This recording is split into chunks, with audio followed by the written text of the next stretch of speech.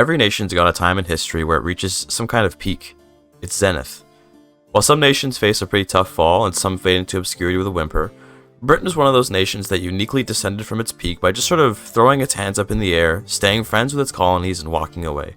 This was because the cost of World War II just meant that the colonies were no longer particularly profitable. Britain reached that zenith in the Victorian century as the leading nation of the Industrial Revolution. Occasionally, certain ambitious people seek to secure a permanent zenith for their state. Think about Alexander the Great or Augustus Caesar. These ambitious people seek to end the cycle of growth and demise by growing so large they simply cannot fail. Queen Victoria is an interesting historical figure as the somewhat unexpected monarch of a Britain that increasingly did not need a monarch. But what if her ambitions for the British Empire reached further beyond just a colonial empire? What if Victoria steered her people towards not just being the greatest great power of the 19th and 20th century, but instead towards being the only great power of the era? The institution of monarchy is integral to British identity and power, and for that reason the revolutionary historical enemies of Britain need to be cut down. I'm referring to, of course, America and France. While the blood between France and Britain runs colder than that of America and Britain, the feelings about the traitorous colonials across the pond are no different. While a blatant attack on either nation would be presumptuous, scheming against their interests would be prudent to British interest. For now, there are two important matters in the British Parliament's mind: the Opium Wars in China and the need for raw materials. British forests are plentiful, but not for the sort of production that the country will need to outcompete its rivals. In terms of the Opium War, the Daoguang Emperor would regret his decision to oppose Britain, and with quite a tremendous boom, Victoria demanded more than just trading rights from the Chinese. She demanded Beijing and the Forbidden City to be integrated into the British Empire, alongside the resource-rich Shaanxi. These demands certainly made news as the rest of the world heard about Britain's ambitious ask, but given the Qing dynasty's immense incompetence, most of Europe had their money on the British. During the build-up to the First Opium War, I began passing cultural exclusion with the intention of avoiding discrimination wherever possible. Less discrimination means more immigrants, which means more workers and therefore a stronger economy. Ultimately, multiculturalism is the goal, but for now, cultural exclusion opens me up to basically the entire European population. The landings in Beijing were easy, as British soldiers simply outgunned Chinese troops in an immense way. At the same time, diplomats in Brazil are working to secure their loyalty to the British Crown as a new ally in the Americas. By taking a stance of friendship with the big dogs of South America, Britain is, symbolically, indicating to the United States that their dominion of that part of the world is not as secure as they might think. The Opium War ended in 1837 with both Beijing and Shaanxi taken, alongside a treaty port in Changzhou, exclusively for the purpose of exporting opium. Right after that war, another conflict would come to the forefront of British politics, namely the subjugation of Mexico as a means to box in the Americans.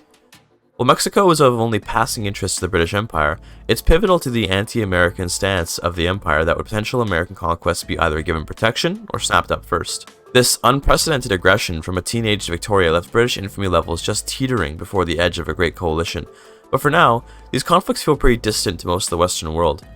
Nobody wants to start a world war, but Britain is looking like she'll be a lone wolf on the world stage if she keeps steady like this. Similarly to the war with China, Mexico melted against superior British tactics and discipline, and cultural exclusion was passed shortly after Mexico City fell. In 1838, the Royal Dominion of Mexico was declared and given nominal autonomy as one of the many British dominions. These new conquests and the construction of industrial lumber mills across Britain have created a new demand for tools, and that became the next economic focus of the island nation. In the election of 1840, the Tories won out vote-wise, but Queen Victoria, in a stunning overstep of royal power, chose the Peelites and Whigs to form a government instead. She believes that the forward-thinking minds of the capitalists and academics of Britain will do a better job than the backwards minor nobles of the Tories.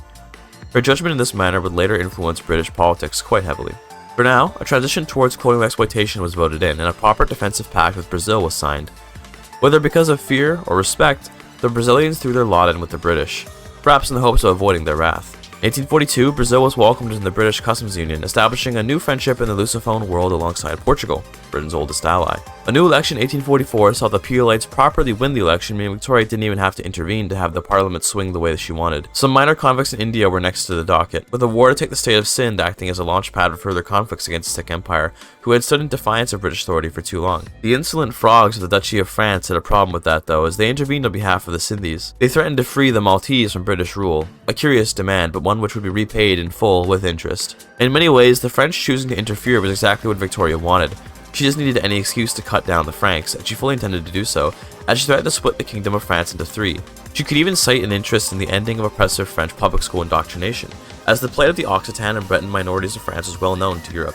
The liberation of Occitania and Brittany, alongside war operations and a French admission of defeat, would be the British demands, and if they should be achieved, the French would likely never recover from such a defeat. The Royal Navy made short work of the French fleet and landed in Normandy.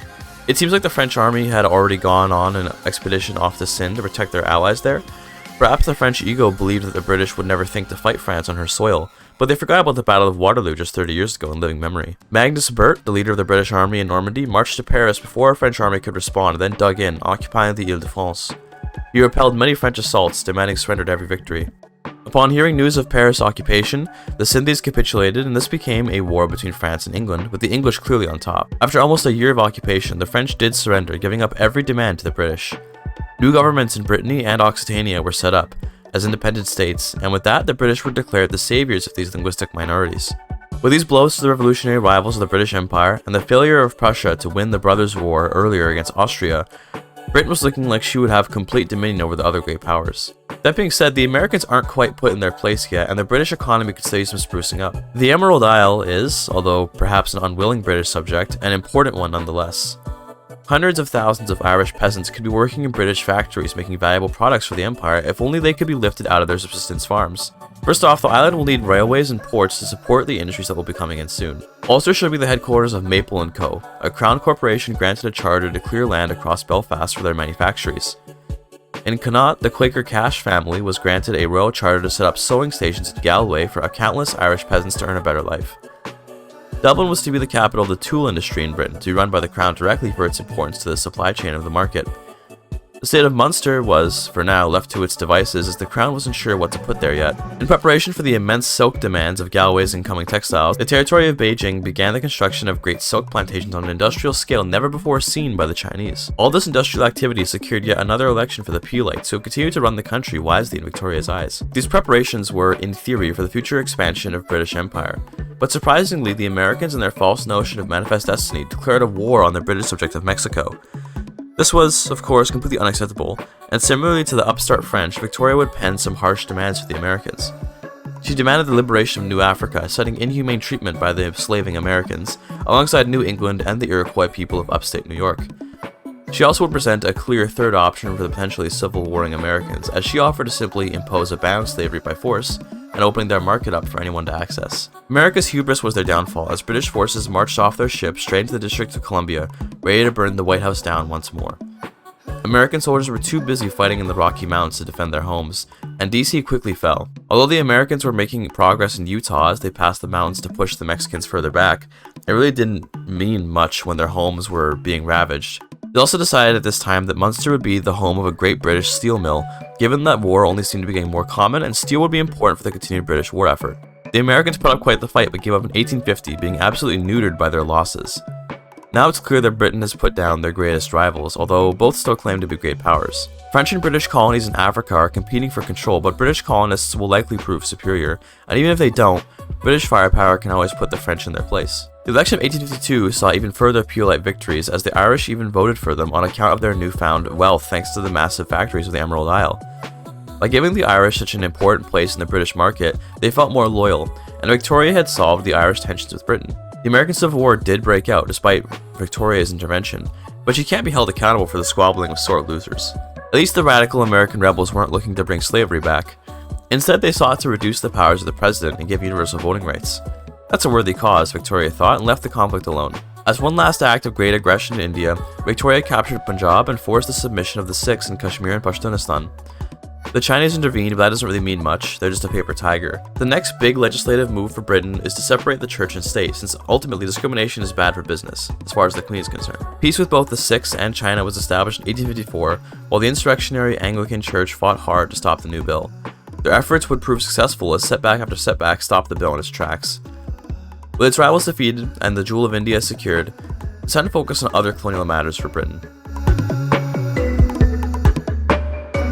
Throughout the past couple of decades, ventures into Africa had become popular in British society as the entrepreneurial spirit took hold of the British people on account of the Peelites. There are countless tracts of unclaimed land out there that only the enterprising British people can properly take advantage of. Already, large portions of sub-Saharan African land have been claimed, but more land remains.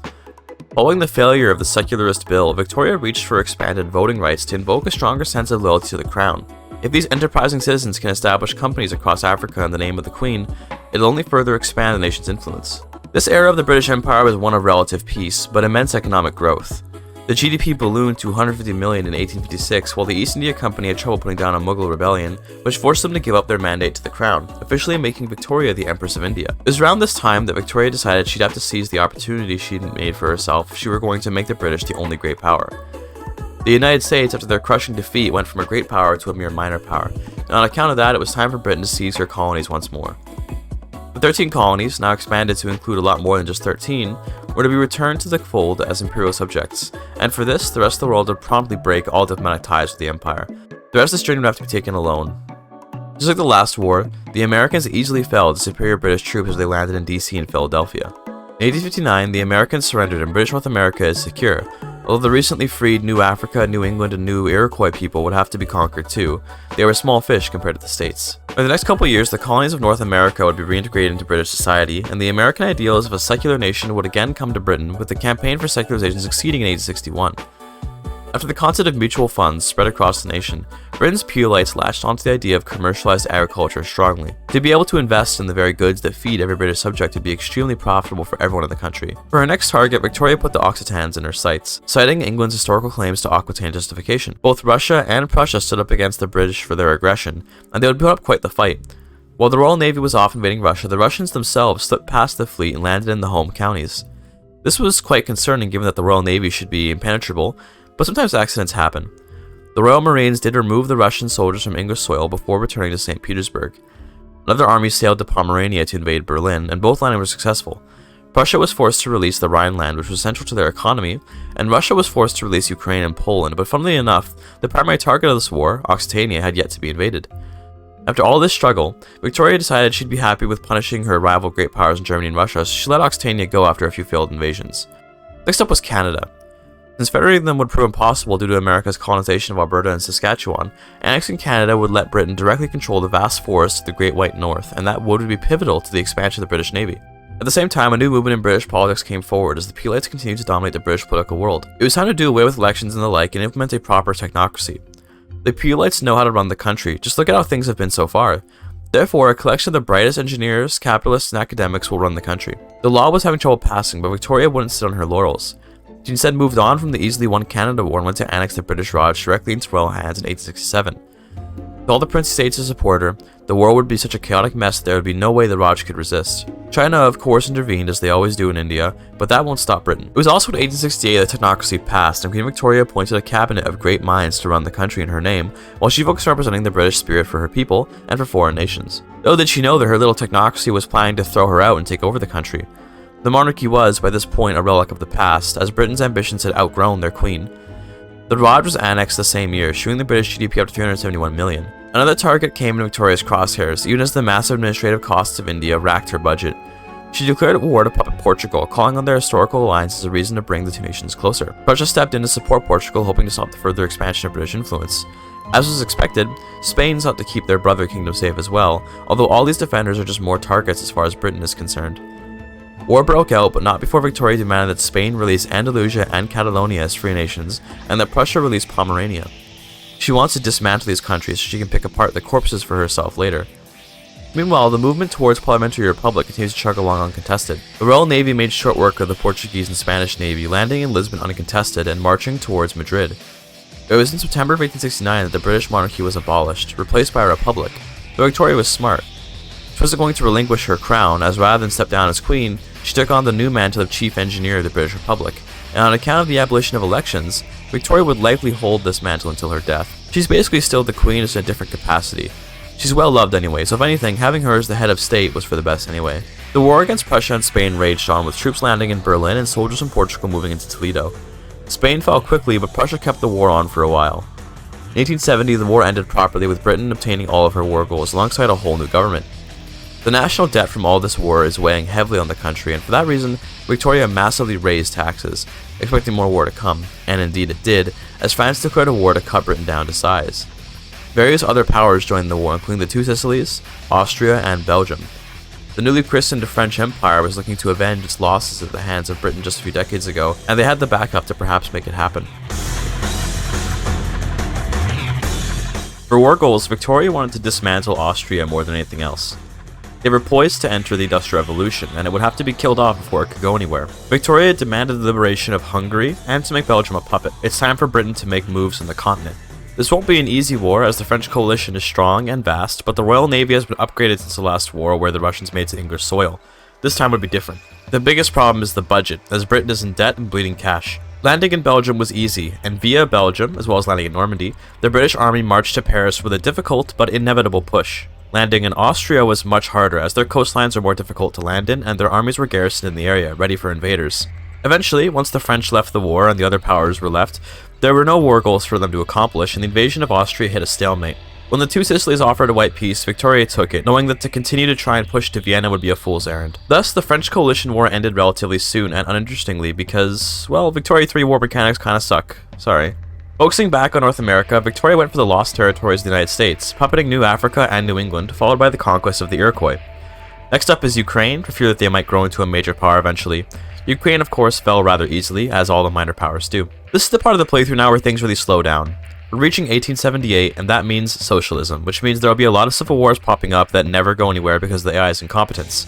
Even in my own country, the intelligentsia had a socialist in power for a while, which resulted in the triumph of socialism, and soon after, the springtime of the peoples came about, as I was attempting to pass counter-republic. I was unsure if I wanted to be a counter-republic or not, but I nonetheless was not intending to put voting back in, so I chose to aim for the reactionary victory for this journal. I also puppeted Spain and conquered a few states from Occitania. Various natives in Africa rose up as I had gotten malaria prevention, allowing me to colonize massive swaths of the continent. I vanquished the revolution and made my country much more loyal, which was nice since I still had tons of radicals in India. I went to puppet Andalusia and much supported them, so of course I'd have to gut Russia even harder than I already have. We're going to release Perm and Kamchatka to force Russia to fracture into small pieces. Two Sicilies also joined the war, but I don't care, so I'm focusing in on Russia. Andalusia went down without much of a fight, and I landed in St. Petersburg once again. Then my game crashed while I was looking at France. I know, they're just that ugly. I made peace in 1884, as Russia was forced to release a ton of land. The last Iberian subject to claim now is just Catalonia, and then I'll have a whole collection. They just backed down, which was nice of them. I'm going to puppet Brittany next as a staging ground against France, but Austria butted in. This time they won't get away unscathed. I'll be liberating Hungary, Bohemia, and Galicia-Lodomeria. France then joined the war as well, and this time looking at them did not crash my game. The war began and I was able to land in Austria and even reach Vienna much more easily this time. It's most likely because I got trench infantry by this point, which puts me leagues ahead. France left the war pretty early on since they were just losing battles and had no war goals. Brittany surrendered in 1885, and the Austrians weren't far behind as they surrendered just a month later. Now that's a beautiful Austria. Much better. This peace deal will completely hamstring them. The coalition of French nations from before are slowly feeling the pain of fighting against the new British world order. From here, I returned to a pretty normal series of conflicts against African natives as they just kept on wanting to give me colonization rights by rising up, and I'd often just get up and leave the game running during times like this. There isn't much to do besides queue up a ton of buildings and wait for the armies to win. This is the part of the playthrough where I learned why having too many subjects can suck. Someone always has some kind of civil war going on, and I've got to handle each and every one of them for no reason. The next several hours of gameplay were just civil war after civil war, followed by native uprising, and then another civil war, and then the thing that sucks about this is that I can't start any diplomatic plays while I'm involved in these civil wars. I'm just stuck waiting for the obviously losing civil war nation to give up. This sucks. I didn't get to declare a diplomatic play until 1890, which I used to attack Occitania. The war was simple and I got them as a puppet. Then I fought more civil wars than natives. That was until 1892, where I got an opportunity to attack the French Empire. I've wanted to cut them down for a while now since they've been annoying and they're basically my ultimate rival in this run.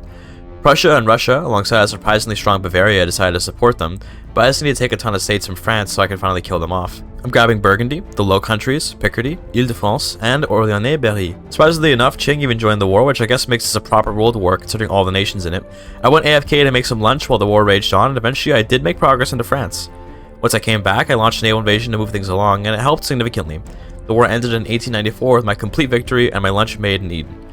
I don't remember what I ate since I recorded this like 2 days ago, but trust me, it was tasty. Back to unending puppet civil wars. Oh, by the way, Victoria is still chief engineer of this republic. She's doing a great job running the country, and she's just kind of living forever, sort of like every English queen. So, to be honest with you here, if you're watching this as some sort of guide, by this point you're unstoppable. There are no more nations that can stand against you, but I just recommend annexing more puppets as you go along.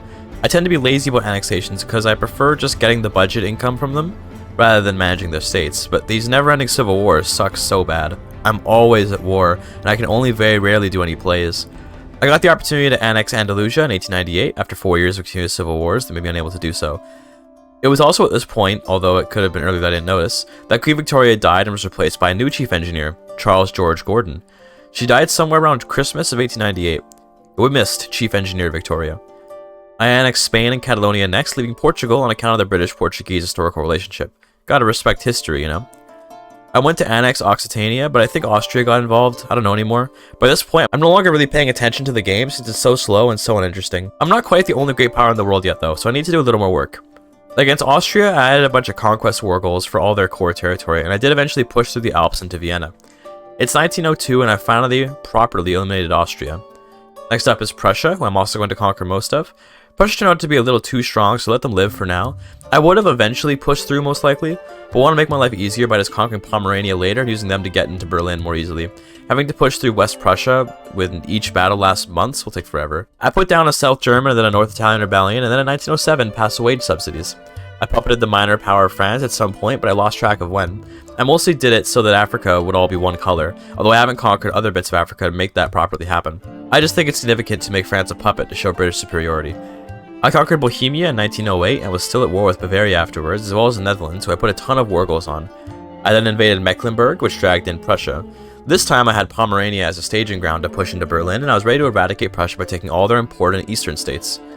Without any geographical barriers to keep them safe, Prussia fell in 1909, and I successfully made that great power irrelevant. Next up was Italy, a new great power that formed out of two Sicilies. I invaded them with direct conquest to grab all of North Italy down to Rome. With a couple naval invasions, the war was easy, and now Italy's looking kinda sad. Next I puppeted the Ottomans, who just backed down. Thank you, Ottomans. Then I grabbed Switzerland. An AI South German Federation formed in 1912, which I thought was pretty cool. It was Bavaria and the other minor South German states alongside what remained of Austria. The next war of any consequence was against the newly formed South German Federation, which I eviscerated by taking Bavaria, Tyrol, and Franconia from. I just went AFK during the war since the soldiers do the war themselves. The next couple years were just civil wars until I attacked Russia in 1915 to properly dismantle them. I took most of their land in the west that had a high GDP to reduce their prestige enough to drop them out of great power status. At this point, the last great power is Italy, which somehow, despite being cut down so much, is still powerful enough to be a great power. I've got a truce with them though, so I'll have to wait that out. Guess I'll go communist to pass the time. I was able to start the war with Italy in 1917, and it ended in July of 1918. Thus, the final great power was defeated. I've accomplished my goal from the outset of this video, but now I want to get the Anarchy in the UK achievement since I'm here. I'm about to pass Council Republic, which happened in 1919, barely avoiding a civil war, which I had no patience to do if it happened. Next up was Cooperative Ownership, which had huge support, just like Council Republic, that passed in 1920, and now I just have to pass Anarchy and I can be free of this campaign. I annexed France while I was waiting, and Brazil joined the war. Brazil's the number 2 power in the world, but they're not a great power because they don't have enough prestige relative to other great powers, that is to say, me. Despite trying to be friends with them early on, I decided to conquer most of Brazil just to punish them. Anyway, Anarchy passed in 1921, and thus I've done everything I want to do as the UK. I'm the only great power in the world with 2.6 billion GDP, over 20 standard of living, and 178 million loyalists. Not bad at all if you ask me. I've successfully made all of Canada English, as well as Wales, but beyond that, I haven't done much culture exporting just because I wasn't paying much attention to it. I mostly accidentally made Canada English, although the population there is quite high. Ontario and Quebec have got massive populations in my game, which makes my in-game Canada almost match real-life modern-day Canada's population. Nice. So that's Great Britain. You can consider the first part of this video to be something of a guide, but once we get to the 1890s or so, it becomes so hard to play the game that I stopped really trying. I was thinking about if this game should go into a world conquest, but it's just such a pain that I'd rather not. Victoria 3 is great fun in the first 40 to 50 years, and then it becomes a slog that I hate playing. Either way, that's the video. I hope you enjoyed watching Britain dominate the earth and achieve the greatest heights in all of imperial history. If you're curious what I built, I just built whatever was high in price until it wasn't, and repeated that ad nauseum. In terms of military strategy, I just had more guys, better guys, and naval invaded wherever I could to open up new fronts to distract the enemy. There's your guide. Thank you for your time.